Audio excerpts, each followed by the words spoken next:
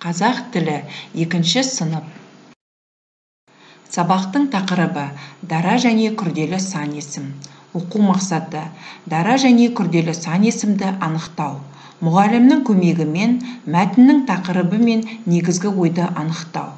Бас әріп пен кіші әріптің биіктігі мен мөлшерін сақтап, оларды байланыстырып, көлбеу және таза жазу. Бағалау критерийлері дара және күрделі сан есімді анықтайды, мәтіннің тақырыбы мен негізгі ойды анықтайды, бас әріп пен кіші әріптің биіктігі мен мөлшерін сақтап, оларды байланыстырып, көлбеу және таза жазады. Екі бағандағы сан есімдерді салыстыр. Әр бағандағы сан есімдер неше сөзден құралған? Олардың құрамына қарап, өзің қорытынды жаса.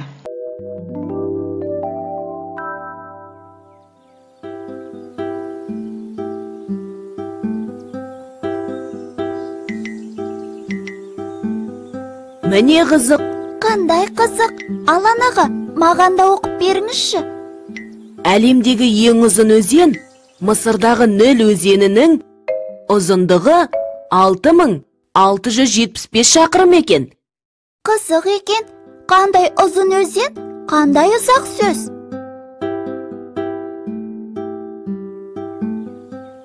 Ал жер бетіндегі ең биік тау тізбегі Гималайдың орташа биіктігі 7620 метр болады екен. Иә, биік тау екен. 7620 деген сөз де ұзын екен. Дана, таудың биік екендігі дұрыс. Ал 7620 деген сөздің ұзын екендігі қате. Неге? Қазір түсіндірем. 7620 деген сөзге сұрақ қойшы. Қанша? Неше? Дұрыс. Қанша? Неше сұрақтарына жауап беріп, заттың санын білдіретін сөздер сан есім деп аталады. Заттың санын білдірсе, сан есім ғой. Дұрыс. Сан есім сөздер екі түрлі болады. Дара деген жалғыз ғой. Иә, дара сан есім бір сөзден тұрады. Мысалы, 1, 2, 3, 4, 5, 6, 7, 8, 9, 10, 11. 11 саны 10 және 1 сөздерінен құралған, яғни 2 сөзден құралған. 12 саны 10 және 2 сөздерінен құралған ғой. Дұрыс. 111 саны 100, содан кейін 10 және 1 сөздерінен құралған.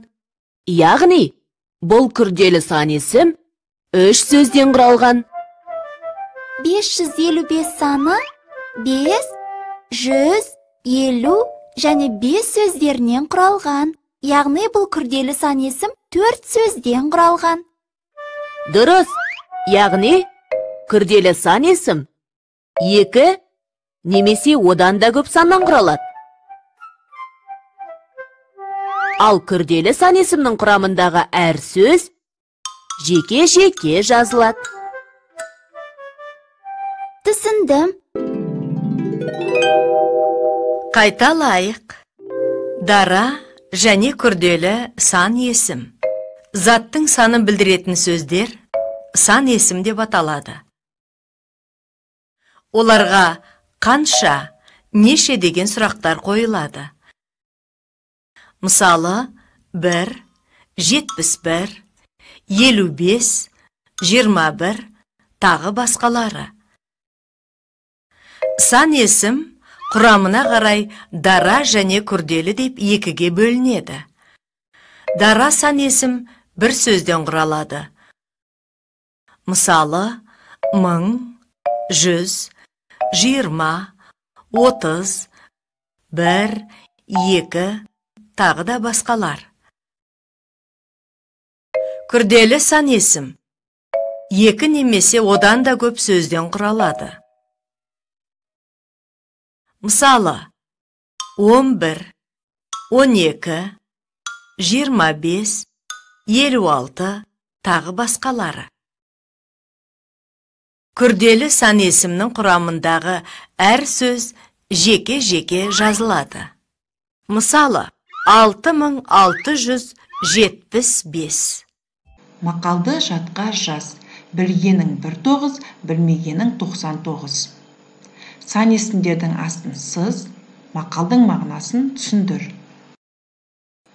Балалар демалыс күні тауға бармақшы болды. Серуенге шығуға дайындалды. Сол сәтте оларға хабарлама келді. Оны оқыған балалар тауға шығуды кейінге қалдырды. Қандай хабарлама келді деп ойлайсың? Өлеңді көп нүктенің орнына тиісті сөздерді қойып жаз. Жұмбақты оқып, шешуін тап. Ағайынды 12, бір атаның әулеті. Тоғызқұмалақ жарысы өтетіні туралы хабарландыру жаз. Жарыстың тақырыбын көрсет, жарыстың қашан, қайда өтетінін көрсет, оған кімдер қатыса алатынын айт. Я, жоқ ойына. Әр тапсырманың тұсына я немесе жоқ деп жауап бересіңдер. Орындалған тапсырманы тақсада тексереміз. Сан есім заттың санын білдіреді. Я, жоқ. 30 дара сан есім. Я, жоқ. Күрделі сан есім бір сөзден жасалады.